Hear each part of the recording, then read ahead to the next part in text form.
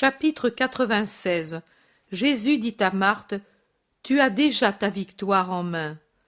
Jésus va monter dans la barque. C'est une claire aurore d'été qui effeuille les roses sur le crêpe de soie du lac, quand survient Marthe avec sa servante. « Ô maître, écoute-moi pour l'amour de Dieu !» Jésus redescend sur la rive et dit aux apôtres: « Allez m'attendre près du torrent. » Entre-temps, préparez tout pour la mission vers Maghédan. La Décapole aussi attend la parole. Allez. Et pendant que la barque se détache et prend le large, Jésus marche à côté de Marthe, respectueusement suivi par Marcel. Il s'éloigne ainsi du pays en cheminant sur la rive qui, tout de suite, après une bande de sable déjà mélangée de rares herbes sauvages, se couvre de végétation et quitte la ligne horizontale pour grimper en donnant l'assaut aux pentes qui se mirent dans le lac. Quand ils ont rejoint un endroit solitaire, Jésus dit en souriant: « Que veux-tu me dire ? » « Ô maître, cette nuit, peu après la fin de la seconde veille, Marie est revenue à la maison. Ah, mais j'oubliais de te dire qu'elle m'avait dit à Sexe pendant que nous mangions: te déplairait-il de me prêter un de tes habits et un manteau? Ils seront un peu courts, mais je laisserai le vêtement flou et je descendrai le manteau. Je lui ai dit: prends ce que tu veux, ma sœur, et le cœur me battait très fort parce que, auparavant dans le jardin, j'avais dit en parlant à Marcel: au crépuscule, il faut être à Capharnaüm, car le maître parle à la foule ce soir. Et j'avais vu Marie sursauter, changer de couleur, ne sachant plus rester en place, mais elle allait et venait, seule comme une âme en peine, agitée, sur le point de décider, et ne sachant pas encore ce qu'accepter, ce que repousser.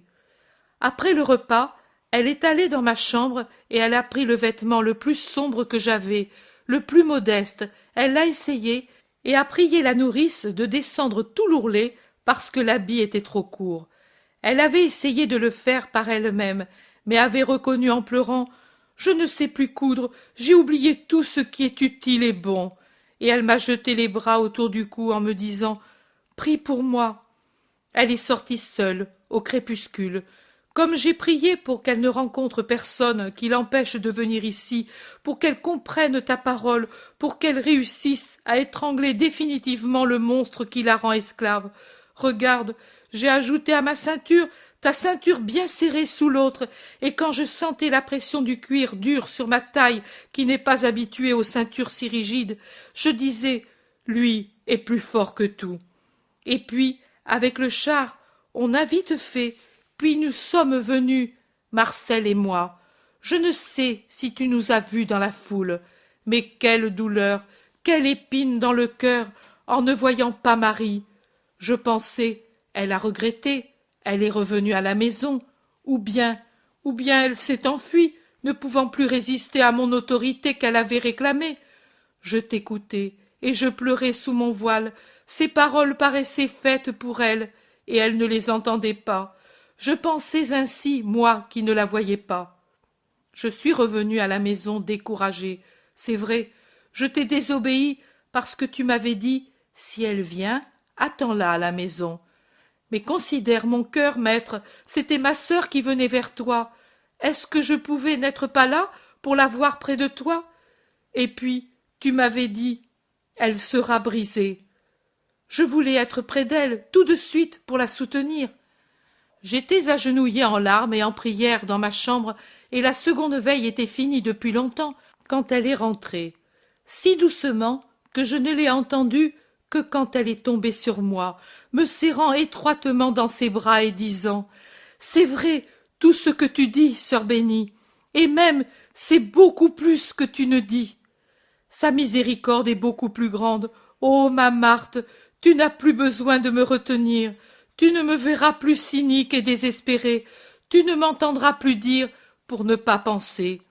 Maintenant je veux penser, je sais à quoi penser, à la bonté faite chair. Tu as prié, ma sœur, certainement tu as prié pour moi, mais tu as déjà ta victoire en main. Ta Marie, qui ne veut plus pécher, qui renaît maintenant, la voilà. Regarde-la bien en face, car c'est une nouvelle Marie au visage lavé par les pleurs de l'espérance et du repentir. Tu peux me baiser, sœur pure, il n'y a plus de traces d'amour honteux sur mon visage. Il a dit qu'il aime mon âme, car c'est à elle et d'elle qu'il parlait. La brebis perdue, c'était moi. Il a dit, écoute si je dis bien. Tu la connais, la manière de parler du Sauveur. Et elle m'a répété, mais parfaitement, ta parabole. Elle est si intelligente, Marie, bien plus que moi. Elle sait se rappeler. Ainsi, je t'ai entendu 2 fois. Si sur tes lèvres ces paroles étaient saintes et adorables, sur les siennes, elles étaient pour moi saintes, adorables et aimables, car c'étaient les lèvres d'une sœur, de ma sœur retrouvée, revenue au bercail familial, qui me les disait. Nous sommes restées embrassées, assises sur la natte du sol, comme quand nous étions petites et que nous restions ainsi dans la chambre de maman, ou bien près du métier où elle tissait ou brodait ses splendides étoffes. Nous sommes restées ainsi. Nous n'étions plus séparées par le péché, et il me semblait que maman aussi était présente par son esprit. Nous avons pleuré sans douleur et même avec tant de paix. Nous nous embrassions heureuses, et puis Marie, fatiguée par le chemin qu'elle avait fait à pied, par l'émotion de tant de choses, s'est endormie dans mes bras, et avec l'aide de la nourrice, je l'ai couchée sur mon lit, et je l'ai quittée pour accourir ici. Et Marthe baise les mains de Jésus, radieuse. Je te dis, moi aussi, ce qu'a dit Marie. Tu as ta victoire en main. Va et sois heureuse. Va en paix, et une conduite toute de douceur et de prudence avec celle qui vient de renaître. Adieu, Marthe. Fais-le savoir à Lazare, qui là-bas se tourmente. Oui, maître, mais Marie, quand viendra-t-elle avec nous, les disciples? Jésus sourit et dit, le Créateur a fait la création en 6 jours, et le 7e, il s'est reposé. Je comprends. Il faut avoir de la patience. Patience, oui. Ne pas soupirer, c'est une vertu, cela aussi. La paix à vous, femmes. Nous nous reverrons bientôt. Et Jésus les quitte pour aller vers le lac où la barque attend près de la rive. Chapitre 97. Marie-Madeleine dans la maison du pharisien Simon. Pour me réconforter de mes souffrances complexes et me faire oublier les méchancetés des hommes, mon Jésus m'accorde cette suave contemplation. Je vois une salle très riche. Un riche lampadaire à bec multiple est suspendu au milieu et il est tout allumé. Au mur, des tapis très beaux, des sièges ornés de marqueterie et incrustés d'ivoire et de lames précieuses, et aussi des meubles très beaux. Au milieu, une grande table carrée, mais formée de 4 tables réunies. La table est certainement disposée de cette manière pour les nombreux convives, tous des hommes, et elle est couverte de très belles nappes et de riches vaisselles. Il y a de nombreux amphores et des coupes précieuses, et les serviteurs se déplacent tout autour, apportant des plats et versant des vins. Au milieu du carré, il n'y a personne. Je vois le très beau dallage sur lequel se reflète la lumière du lampadaire à huile. À l'extérieur, par contre, il y a de nombreux lits-sièges, tous occupés par des convives. Il me semble me trouver dans l'angle à moitié obscur, situé au fond de la salle, près d'une porte qui est grande ouverte, à l'extérieur, mais qui est en même temps fermée par un lourd tapis ou tapisserie qui pend de son architrave. Du côté le plus éloigné de la porte se trouve le maître de maison avec les invités de marque. C'est un homme âgé, vêtu d'une ample tunique blanche serrée à la taille par une ceinture brodée. L'habit a aussi au cou, au bord des manches et du vêtement lui-même, des bandes de broderie appliquées comme si c'étaient des rubans brodés ou des galons, si on préfère les appeler ainsi.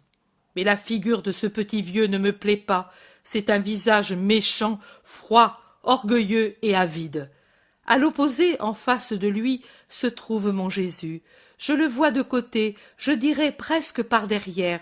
Il a son vêtement blanc habituel, des sandales, les cheveux séparés en deux sur le front et longs comme toujours. Je remarque que lui et tous les convives ne sont pas allongés comme je croyais qu'on l'était sur ces lits-sièges, c'est-à-dire perpendiculairement à la table, mais parallèlement. Dans la vision des noces de Cana, je n'avais pas fait beaucoup attention à ce détail. J'avais vu qu'il mangeait appuyé sur le coude gauche, mais il me semblait qu'il n'était pas couché parce que les lits étaient moins luxueux et beaucoup plus courts. Ceux-ci sont de vrais lits. Ils ressemblent aux divans modernes, à la mode turque.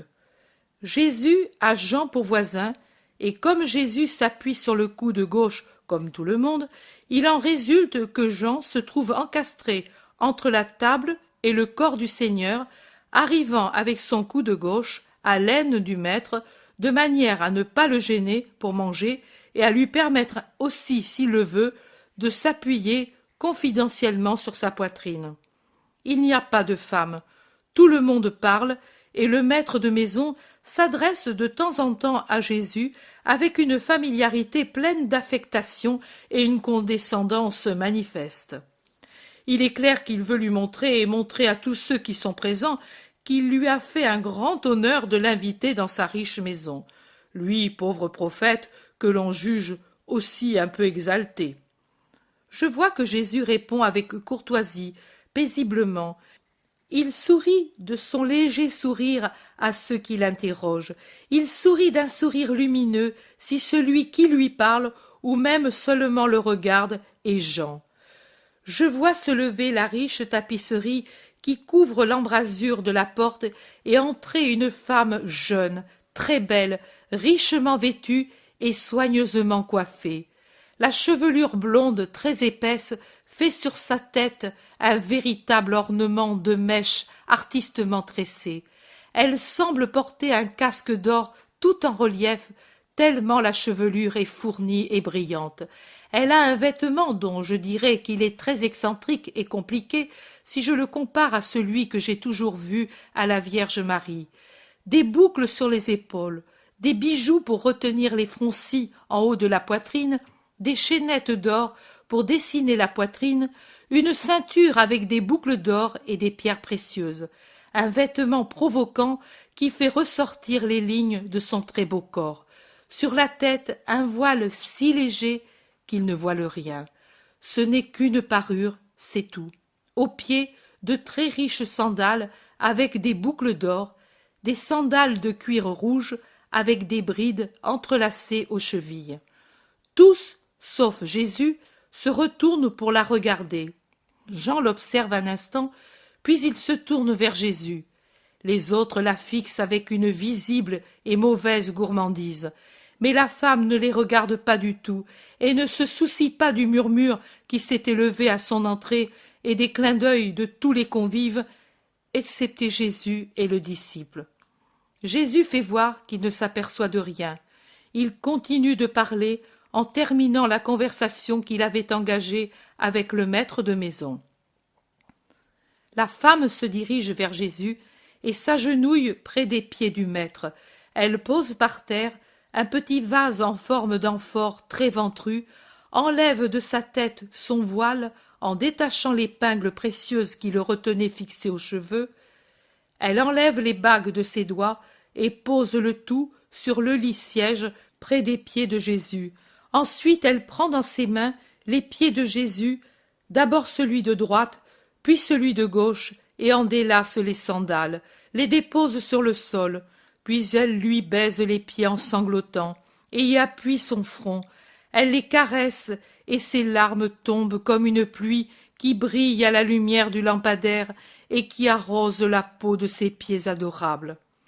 Jésus tourne lentement la tête, à peine, et son regard bleu sombre se pose un instant sur la tête inclinée, un regard qui absout, puis il regarde de nouveau vers le milieu, il la laisse libre dans son épanchement. Mais les autres, non, ils plaisantent entre eux, font des clins d'œil, ricanent, et le pharisien se met assis un moment pour mieux voir, et son regard exprime désir, contrariété, ironie. C'est de sa part la convoitise pour la femme, Ce sentiment est évident. Il est fâché, d'autre part, qu'elle soit entrée si librement, ce qui pourrait faire penser aux autres que la femme est une habituée de la maison. C'est enfin un coup d'œil ironique à Jésus. Mais la femme ne fait attention à rien. Elle continue de verser des larmes abondantes sans un cri. Seulement de grosses larmes et de rares sanglots. Ensuite, elle dénoue ses cheveux en retirant les épingles d'or qui tenaient en place sa coiffure compliquée, et elle pose aussi ses épingles près des bagues et de la grosse épingle qui maintenait le voile. Les écheveaux d'or se déroulent sur les épaules. Elle les prend à deux mains, les ramène sur sa poitrine et les passe sur les pieds mouillés de Jésus jusqu'à ce qu'ils soient secs. Puis elle plonge les doigts dans le petit vase et en retire une pommade légèrement jaune et très odorante. Un parfum qui tient du lys et de la tubéreuse se répand dans toute la salle. La femme y puise largement, elle étend, elle enduit, baise et caresse. Jésus de temps en temps la regarde avec une affectueuse pitié. Jean, qui s'est retourné étonné en entendant les sanglots, ne peut détacher le regard du groupe de Jésus et de la femme. Ils regardent alternativement l'un et l'autre. Le visage du pharisien est de plus en plus hargneux. J'entends ici les paroles connues de l'Évangile, et je les entends dites sur un ton et accompagnées d'un regard qui font baisser la tête au vieillard haineux. J'entends les paroles d'absolution adressées à la femme qui s'en va en laissant ses bijoux aux pieds de Jésus. Elle a enroulé son voile autour de sa tête en y enserrant le mieux possible sa chevelure défaite. Jésus, en lui disant « Va en paix », lui pose un instant la main sur sa tête inclinée, mais avec une extrême douceur. Chapitre 98. Il est beaucoup pardonné à qui aime beaucoup. Jésus maintenant me dit, ce qui a fait baisser la tête aux pharisiens et à ses amis, et ce que l'Évangile ne rapporte pas, ce sont les paroles que mon esprit, par mon regard, ont dardées et enfoncées dans cette âme sèche et avide. J'ai répondu avec beaucoup plus de force que je ne l'aurais fait par des paroles, car rien ne m'était caché des pensées des hommes. Et lui m'a compris dans mon langage muet, qui était encore plus lourd de reproches que ne l'auraient été mes paroles. Je lui ai dit « Non, ne fais pas d'insinuations malveillantes pour te justifier à tes propres yeux. Moi, je n'ai pas ta passion vicieuse. Cette femme ne vient pas à moi poussée par la sensualité. Je ne suis pas comme toi, ni comme sont tes semblables. Elle vient à moi parce que mon regard et ma parole, entendus par pur hasard, ont éclairé son âme où la luxure avait créé les ténèbres, et elle vient parce qu'elle veut vaincre la sensualité, et elle comprend la pauvre créature qu'à elle seule elle n'y arriverait jamais. C'est l'esprit qu'elle aime en moi, rien que l'esprit, qu'elle sent surnaturellement bon. Après tant de mal qu'elle a reçu de vous tous, qui avez exploité sa faiblesse pour vos vices, en la payant ensuite par les coups de fouet du mépris, elle vient à moi, parce qu'elle se rend compte qu'elle a trouvé le bien, la joie, la paix, qu'elle avait inutilement cherché parmi les pompes du monde. Guéris-toi de cette lèpre de l'âme, pharisien hypocrite, sache avoir une juste vision des choses, quitte l'orgueil de ton esprit et la luxure de ta chair. Ce sont des lèpres plus fétides que les lèpres corporelles. De cette dernière, mon toucher peut vous guérir parce que vous me faites appel pour elle, mais de la lèpre de l'esprit, non, parce que de celle-là, vous ne voulez pas guérir, parce qu'elle vous plaît. Elle le veut, et voilà que je la purifie, que je la franchis des chaînes de son esclavage. La pécheresse est morte. Elle est là, dans ces ornements qu'elle a honte de m'offrir, pour que je les sanctifie en les consacrant à mes besoins et à ceux de mes disciples, pour les pauvres que je secours avec le superflu d'autrui, parce que moi, maître de l'univers, je ne possède rien maintenant que je suis le sauveur de l'homme. Elle est là dans ce parfum répandu sur mes pieds, humiliée comme ses cheveux sur cette partie du corps que tu as négligé de rafraîchir avec l'eau de ton puits après tant de chemin que j'ai fait pour t'apporter la lumière à toi aussi. La pécheresse est morte, et Marie est revenue à la vie, redevenue belle comme une fillette pure par sa vive douleur, par la sincérité de son amour. Elle s'est lavée dans ses larmes. En vérité, je te dis, ô pharisien, qu'entre celui qui m'aime dans sa jeunesse pure et celle-ci qui m'aime dans le sincère regret d'un cœur qui renaît à la grâce, moi je ne fais pas de différence, et à celui qui est pur et à la repentie, je confie la charge de comprendre ma pensée comme nulle autre, et celle de donner à mon corps les derniers honneurs et le premier salut, je ne compte pas le salut particulier de ma mère, quand je serai ressuscité. Voilà ce que je voulais dire par mon regard aux pharisiens. Mais à toi, je fais remarquer une autre chose, pour ta joie et la joie d'un grand nombre. À Béthanie aussi, Marie répéta le geste qui marqua l'aube de sa rédemption. Il y a des gestes personnels qui se répètent et qui traduisent une personne comme son style. Des gestes uniques. Mais, comme il était juste, à Béthanie, le geste est moins humilié et plus confiant dans sa respectueuse adoration. Marie a beaucoup cheminé depuis l'aube de sa rédemption. Beaucoup. L'amour l'a entraînée comme un vent rapide vers les hauteurs et en avant. L'amour l'a brûlée comme un bûcher, détruisant en elle la chair impure et en rendant maître souverain en elle un esprit purifié. Et Marie, différente dans sa dignité de femme retrouvée, comme différente dans son vêtement, simple maintenant, comme celui de ma mère, dans sa coiffure, dans son regard, dans sa contenance, dans sa parole, toute nouvelle, a une nouvelle manière de m'honorer par le même geste.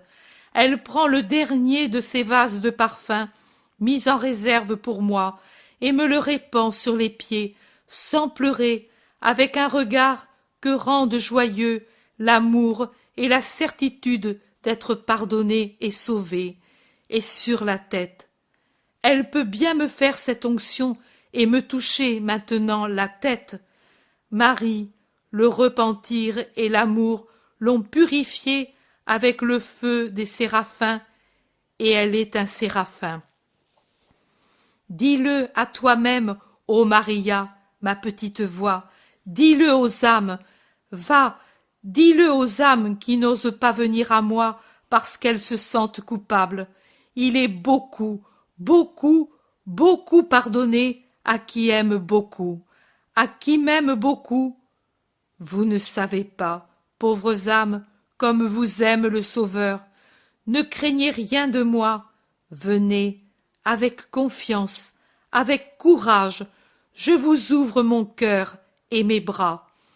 Souvenez-vous-en toujours, je ne fais pas de différence entre celui qui m'aime avec une pureté intacte et celui qui m'aime avec le sincère regret d'un cœur qui renaît à la grâce.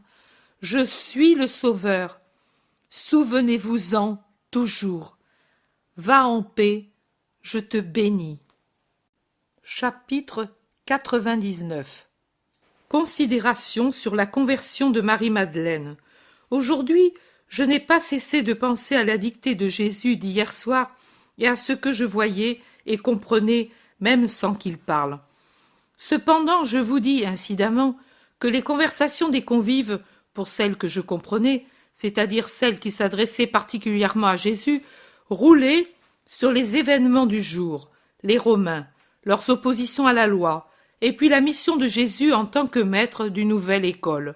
Mais sous une apparence bienveillante, on comprenait que c'étaient des questions retorses et captieuses posées pour le mettre dans l'embarras, chose qui n'était pas facile, parce que Jésus opposait en peu de mots à toute remarque une réponse juste et décisive.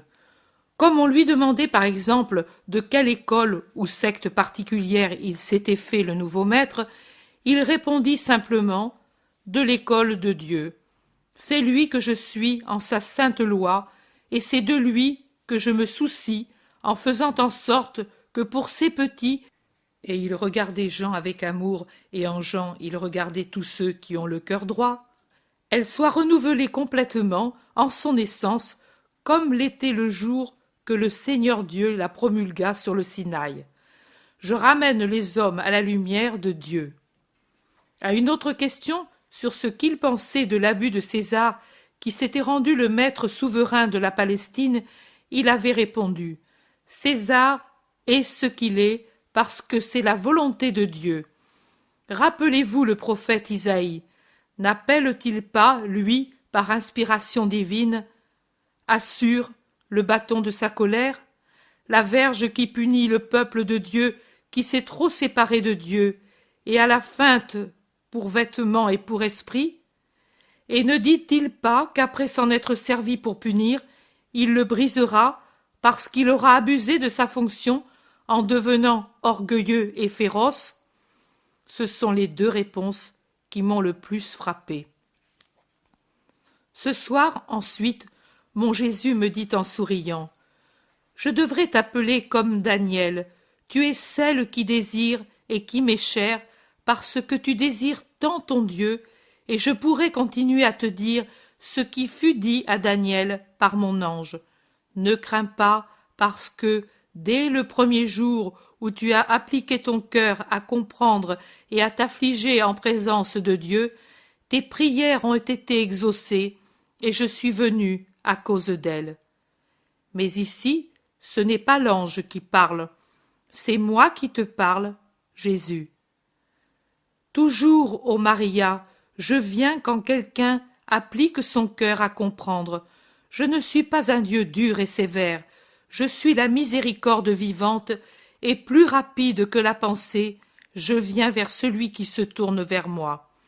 Même pour la pauvre Marie de Magdala, si plongée dans son péché, je suis venu rapidement avec mon esprit, dès que j'ai senti s'élever en elle le désir de comprendre la lumière de Dieu et son état de ténèbres. Et pour elle, je me suis fait lumière. Je parlais à beaucoup de gens ce jour-là, mais en vérité je parlais pour elle seule. Je ne voyais qu'elle qui s'était approchée, poussée par la fougue d'une âme qui se révoltait contre la chair qui la tenait assujettie. Je ne voyais qu'elle, avec son pauvre visage en détresse, avec son sourire contraint, qui cachait, sous une apparence de sécurité et de joie trompeuse qui était un défi au monde et à elle-même, sa grande peine intérieure. Je ne voyais qu'elle, bien plus enserrée par les ronces que la brebis égarée de la parabole, elle qui se noyait dans le dégoût de sa vie venue à la surface comme ces vagues profondes qui amènent avec elles l'eau du fond. Je n'ai pas dit de grandes paroles, ni abordé un sujet indiqué pour elle, pécheresse bien connue, pour ne pas la mortifier et pour ne pas la contraindre à fuir, à rougir d'elle-même ou à venir. Je l'ai laissée tranquille, j'ai laissé ma parole et mon regard descendre en elle et y fermenter pour faire de cette impulsion d'un moment son glorieux avenir de sainte. J'ai parlé par une de mes plus douces paraboles, un rayon de lumière et de bonté qui se répandait justement pour elle. Et ce soir-là, alors que je mettais le pied dans la maison du riche orgueilleux, chez qui ma parole ne pouvait fermenter en gloire future, parce que, tuée par l'orgueil pharisaïque, je savais déjà qu'elle serait venue, après avoir tant pleuré dans la pièce où elle avait péché, et qu'à la lumière de ses pleurs était déjà décidé son avenir. Les hommes, brûlés par la luxure, en la voyant entrer, ont tressailli en leur chair et ont laissé pénétrer le soupçon en leurs pensées. Tous l'ont désirée, sauf les deux purs du banquet, Jean et moi. Tous ont cru qu'elle venait poussée par un de ces probables caprices qui, vraie possession démoniaque, la jetait dans des aventures imprévues. Mais Satan était désormais vaincu, et tous ont pensé, envieux, en voyant qu'elle ne se tournait pas vers eux, qu'elle venait pour moi. L'homme salit toujours, même les choses les plus pures, quand il est seulement homme de chair et de sang. Seuls les purs voient juste parce qu'il n'y a pas en eux de péché pour troubler la pensée. Mais que l'homme ne comprenne pas, cela ne doit pas effrayer Maria. Dieu comprend, et cela suffit pour le ciel. La gloire qui vient des hommes n'augmente pas d'un gramme la gloire qui est le sort des élus dans le paradis. Souviens-toi-en toujours, la pauvre Marie de Magdala a toujours été mal jugée dans ses bonnes actions. Elle ne l'avait pas été dans ses mauvaises actions parce que c'étaient des bouchées de luxure offertes aux vicieux. Critiquée et mal jugée à Naïm dans la maison du pharisien, critiquée et accablée de reproches à Béthanie dans sa maison. Mais Jean, qui dit une grande parole, donne la clé de cette dernière critique. Judas, parce qu'il était voleur. Moi je dis, le pharisien et ses amis, parce qu'ils étaient luxurieux. Voilà, vois-tu, l'avidité de la sensualité, l'avidité de l'argent élève la voix pour critiquer une bonne action. Les bons ne critiquent pas, jamais, ils comprennent. Mais, je le répète, peu importe les critiques du monde, ce qui importe, c'est le jugement de Dieu. Et je te prépare à l'enseignement de demain. Marque le chapitre 12e de Daniel avec les paroles qui lui furent dites par mon ange lumineux. Ne crains pas, la paix est avec toi. Rends-toi courageux et sois fort. Et toi, sache toujours répondre. Parle, ô mon Seigneur, car tu m'as revigoré. Jésus me dit ensuite, quand je te vois ainsi attentive à mes enseignements, tu me sembles une écolière diligente et affectionnée à son maître qui pour elle est tout le connaissable.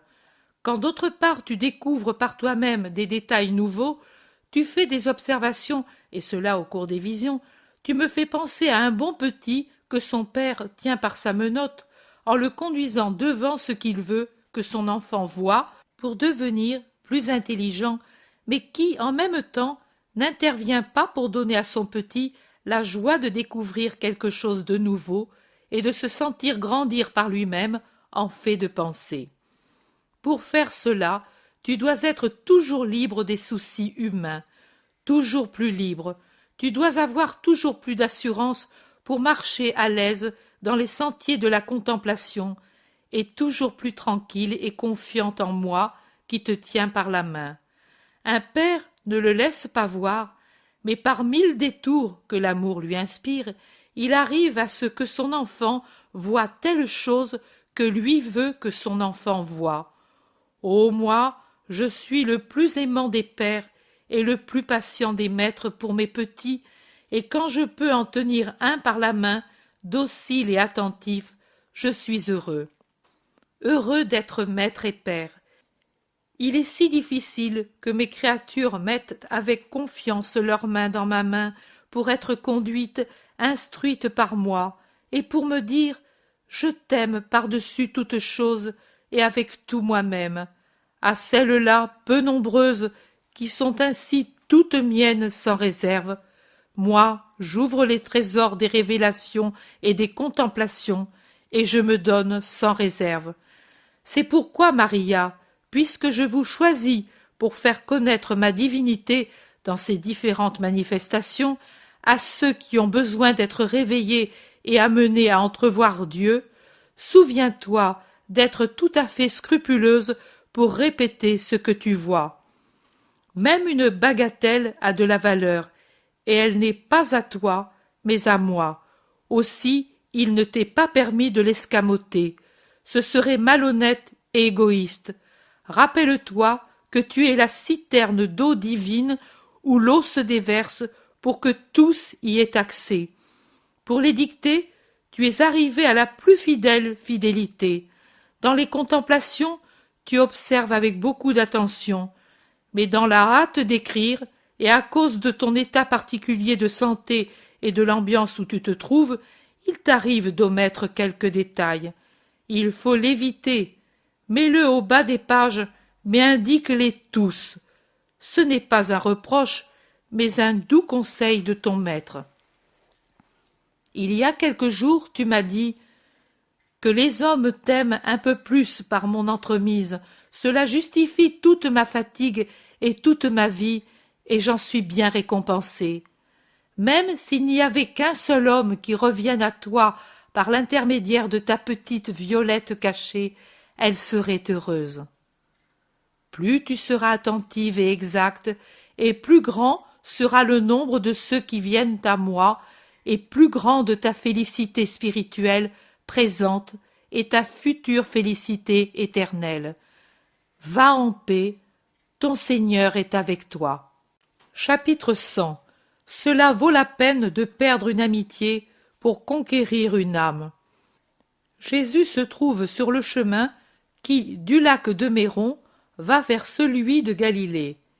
Il y a avec lui le Zélote et Barthélemy, et il semble attendre près d'un torrent, réduit à un filet d'eau qui pourtant nourrit des plantes touffues, les autres qui arrivent des deux côtés différents.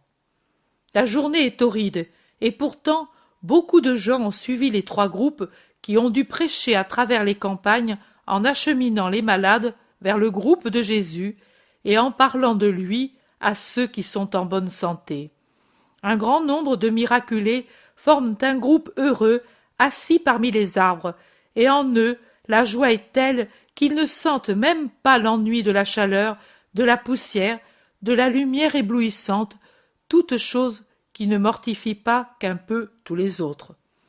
Quand le groupe dirigé par Jude Thaddée arrive le premier près de Jésus, apparaît avec évidence la fatigue de ceux qui le forment et de ceux qui le suivent. En dernier lieu vient le groupe dirigé par Pierre, où se trouvent beaucoup de gens de Corosaïne et de Bethsaïda. Pierre soupire. « Nous avons travaillé, maître, mais il faudrait qu'il y ait plusieurs groupes. Tu vois, aller au loin, ce n'est pas possible à cause de la chaleur.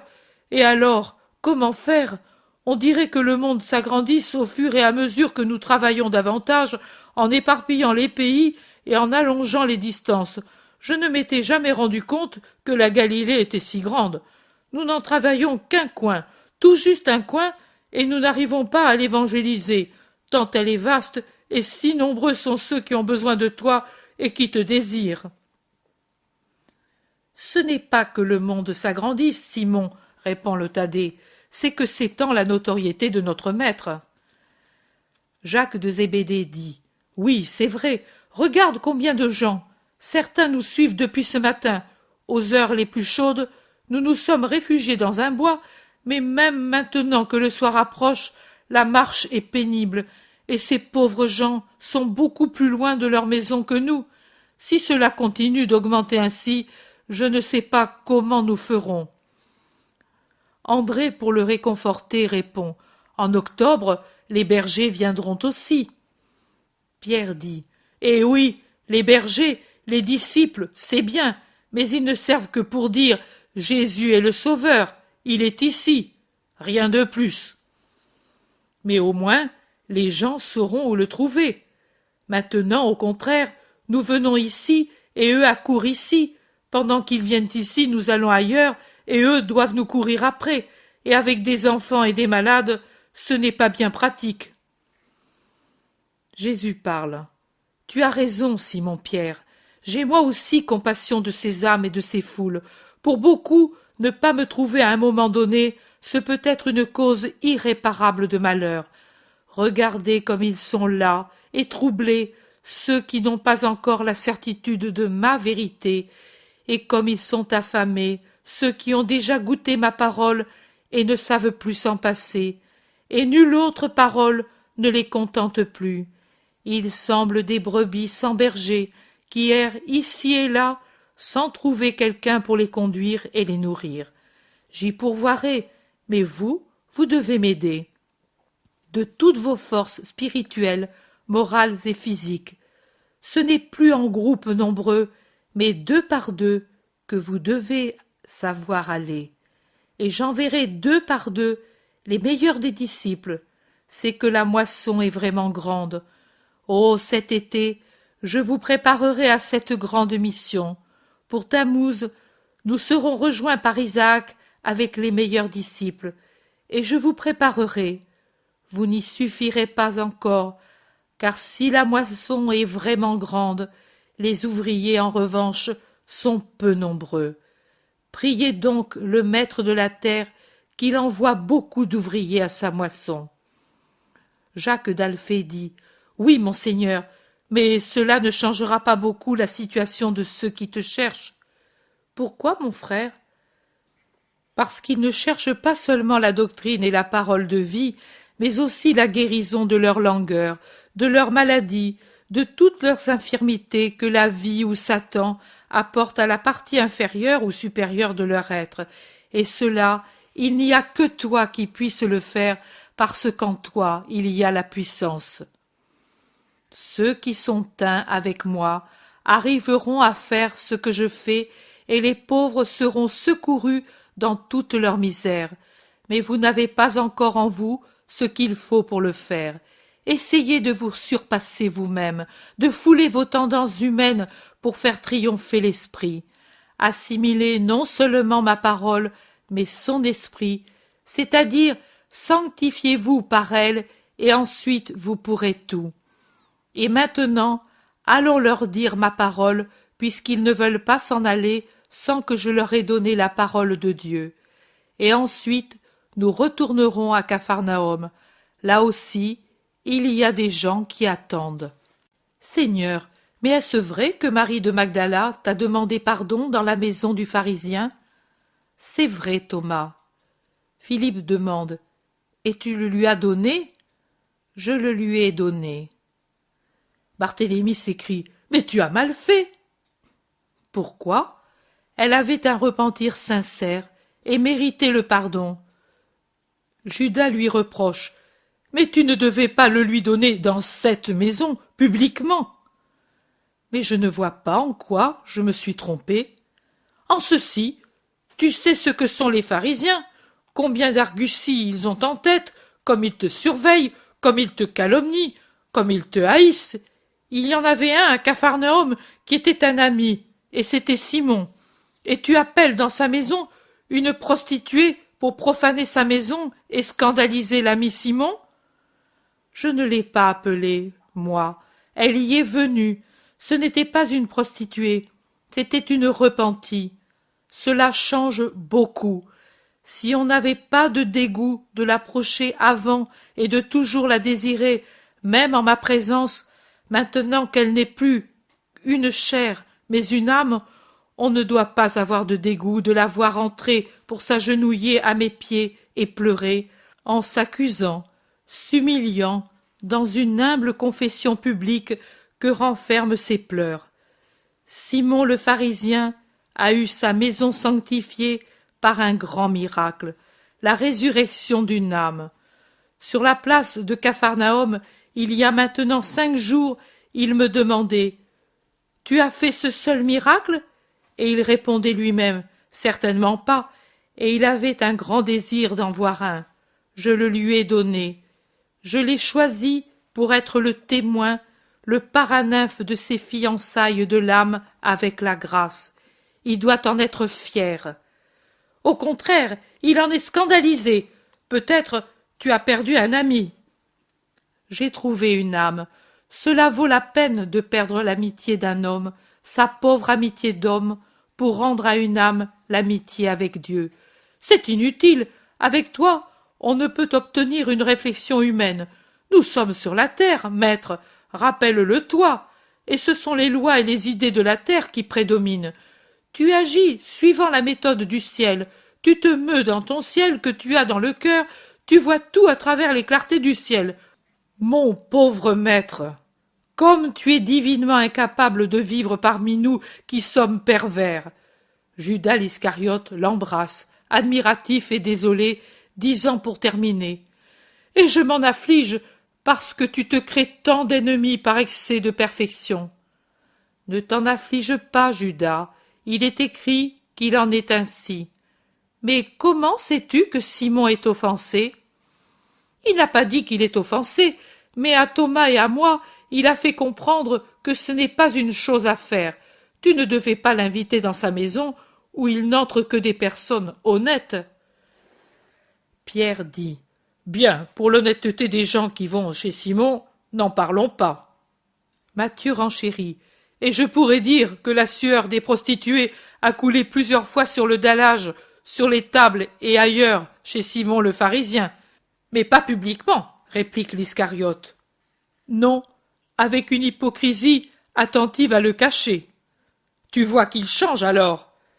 C'est un changement aussi, l'entrée d'une prostituée qui entre pour dire « Je laisse mon péché infâme » au lieu de celle qui entre pour dire « Me voici, à toi, pour accomplir ensemble le péché. » Matthieu a raison, disent-ils tous.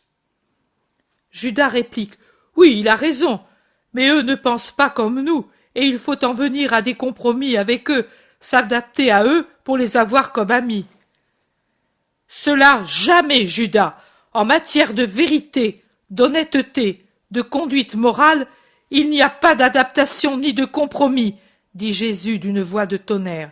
Et il termine: Du reste, je sais que j'ai bien agi et en vue du bien. Cela suffit. Allons congédier ces gens fatigués. Et il s'en va vers ceux qui, éparpillés sous les arbres, regardent dans sa direction, anxieux de l'entendre.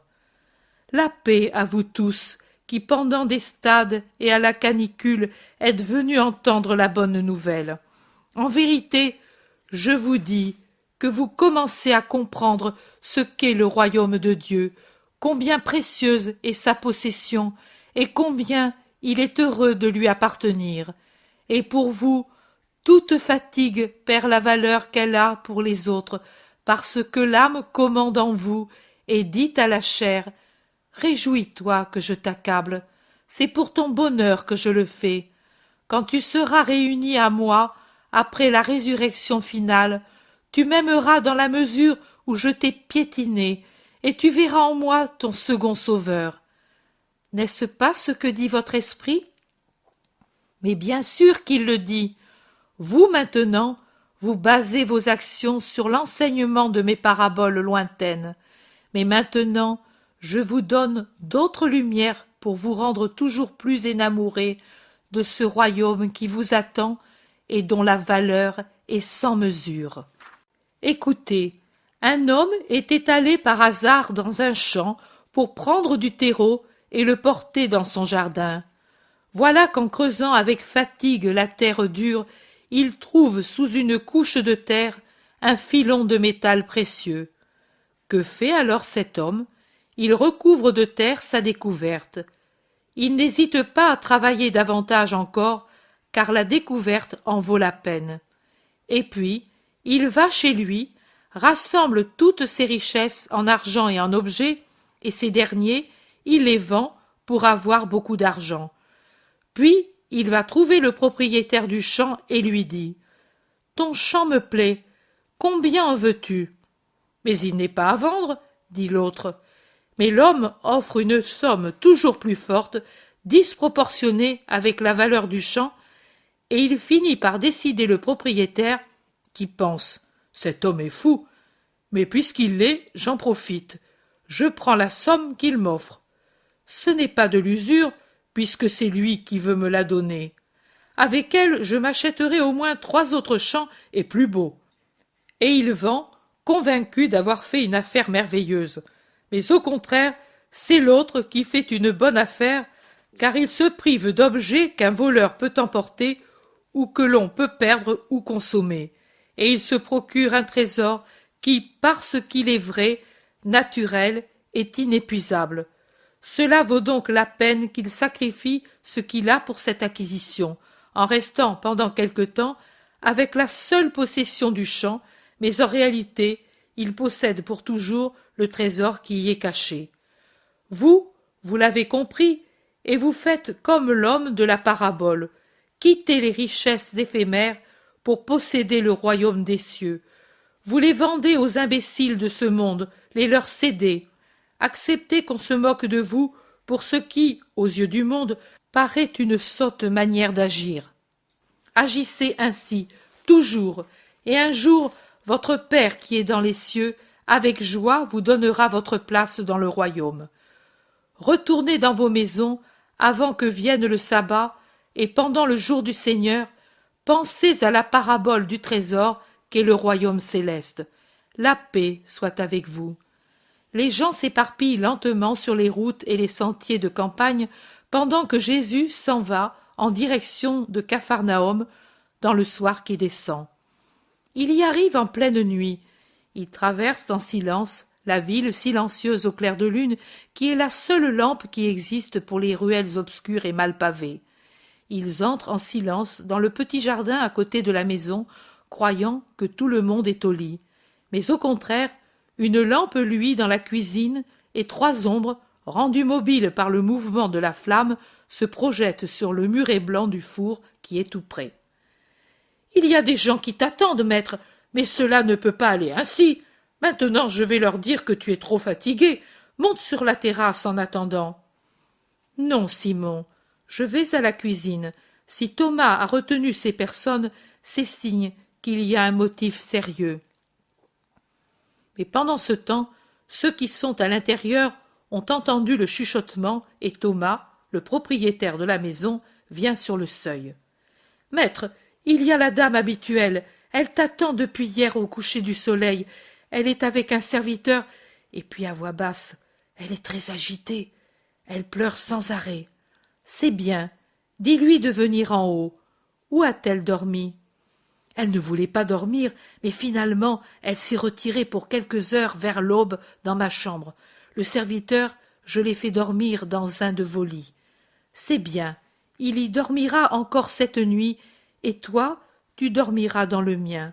Non, maître, j'irai sur la terrasse, sur des nattes, je dormirai aussi bien. Jésus monte sur la terrasse. Voilà Marthe qui monte, elle aussi. La paix à toi, Marthe. Un sanglot lui répond. Tu pleures encore? Mais n'es-tu pas heureuse? De la tête, Marthe fait signe que non. Mais pourquoi donc? Une longue pause pleine de sanglots. Enfin, dans un gémissement. Depuis plusieurs soirs, Marie n'est plus revenue, et on ne la trouve pas. Ni moi, ni la nourrice, ni Marcel ne la trouvons. Elle était sortie en commandant le char. Elle était très bien mise. Oh, elle n'avait pas voulu remettre mon vêtement. Elle n'était pas à moitié nue. Elle en a encore de ceci, mais elle était très provocante dans ceux, et elle avait pris avec elle or et parfum, et elle n'est plus revenue. Elle a renvoyé le serviteur aux premières maisons de Capharnaüm en disant « Je reviendrai avec une autre compagnie », mais elle n'est plus revenue. Elle nous a trompés, ou bien elle s'est sentie seule, peut-être tentée, ou il lui est arrivé malheur. Elle n'est plus revenue, et Marthe se glisse à genoux, en pleurant, la tête appuyée sur l'avant-bras qu'elle a mis sur un tas de sacs vides. Jésus la regarde et dit lentement, avec assurance, dominateur, « Ne pleure pas. Marie est venue à moi il y a 3 soirs. Elle m'a parfumé les pieds, elle a mis à mes pieds tous ses bijoux. Elle s'est consacrée ainsi et pour toujours, en prenant place parmi mes disciples. Ne la dénigre pas en ton cœur, elle t'a surpassé. »« Mais où est alors ma sœur ?» crie Marthe en relevant son visage bouleversé. « Pourquoi n'est-elle pas revenue à la maison? Elle a peut-être été attaquée. Elle a peut-être pris une barque et elle s'est noyée. Peut-être un amant qu'elle a repoussé l'a enlevée. Oh Marie, ma Marie, je l'avais retrouvée et je l'ai tout de suite perdue. » Marthe est vraiment hors d'elle. Elle ne pense plus que ceux qui sont en bas peuvent l'entendre. Elle ne pense plus que Jésus peut lui dire où est sa sœur. Elle se désespère sans plus réfléchir à rien. Jésus la prend par les poignets et la force à rester tranquille, à l'écouter, la dominant de sa haute taille et de son regard magnétique. « Assez! Je veux que tu aies foi en mes paroles. Je veux que tu sois généreuse. Tu as compris ?» Il ne la laisse que quand Marthe s'est un peu calmée. Ta sœur est allée goûter sa joie, s'entourant d'une solitude sainte, parce qu'elle a en elle la pudeur supersensible de ceux qui sont rachetés. Je te l'ai dit à l'avance, elle ne peut supporter le regard doux mais inquisiteur des parents sur son nouveau vêtement d'épouse de la grâce. Et ce que je te dis est toujours vrai. Tu dois me croire. Oui, Seigneur, oui, mais ma Marie a été trop au pouvoir du démon. Il l'a reprise tout d'un coup, il se venge sur toi de la proie qu'il a perdue pour toujours. Dois-je donc voir que toi, la courageuse, tu deviens sa proie pour une frayeur folle et sans raison d'être? Dois-je voir qu'à cause d'elle qui maintenant croit en moi, tu perds la belle foi que je t'ai toujours connue? Marthe, regarde-moi bien, écoute-moi, n'écoute pas Satan. Ne sais-tu pas que quand il est obligé d'abandonner sa proie par une victoire que Dieu remporte sur lui, il se met tout de suite à agir, cet inlassable bourreau des êtres, cet inlassable voleur des droits de Dieu, pour trouver d'autres proies? Ne sais-tu pas que ce sont les tortures d'une tierce personne qui résistent aux assauts parce qu'elle est bonne et fidèle, qui affermissent la guérison d'un autre esprit? Ne sais-tu pas que rien n'est isolé de tout ce qui arrive et existe dans la création, mais que tout suit une loi éternelle de dépendance et de conséquence qui fait qu'une action de quelqu'un a des répercussions naturelles et surnaturelles très étendues? Tu pleures ici, toi tu connais ici le doute atroce, et tu restes fidèle à ton Christ, même à cette heure de ténèbres. Là-bas, dans un endroit voisin que tu ne connais pas, Marie sent se dissoudre le dernier doute sur l'infinité du pardon qu'elle a obtenu. Ses pleurs se changent en sourires et ses ombres en lumière. C'est ton tourment qui l'a conduite là où se trouve la paix, là où les âmes se régénèrent auprès de la génératrice sans tache, auprès de celle qui est tellement vie qu'elle a obtenu de donner au monde le Christ qui est la vie. Ta sœur est chez ma mère.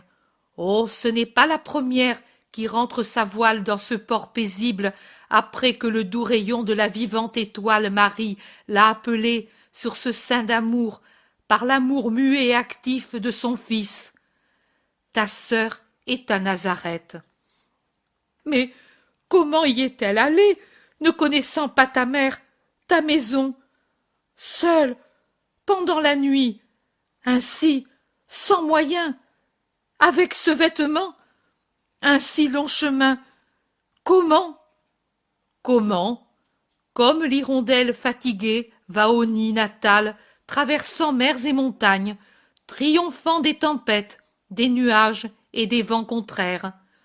Comme vont les hirondelles au lieu de leur hivernage, par un instinct qui les guide, par une tiédeur qui les invite, par le soleil qui les appelle. Elle aussi est accourue vers le rayon qui l'appelle, vers la mer universelle. Et nous la verrons revenir à l'aurore, heureuse, sortie pour toujours des ténèbres, avec une mère à son côté, la mienne, et pour n'être jamais plus orpheline. Peux-tu croire cela? Oui, monseigneur. Marthe est comme fascinée. En effet, Jésus a été un dominateur, grand, debout, et pourtant légèrement incliné au-dessus de Marthe agenouillée. Il a parlé lentement, d'un ton pénétrant, comme pour passer dans la disciple bouleversée. Peu de fois je l'ai vu avec cette puissance pour persuader par sa parole quelqu'un qui l'écoute. Mais à la fin, quelle lumière, quel sourire sur son visage! Marthe le reflète par un sourire et une lumière plus apaisée sur son propre visage. Et maintenant, va te reposer en paix. Et Marthe lui baise les mains et descend rassérénée.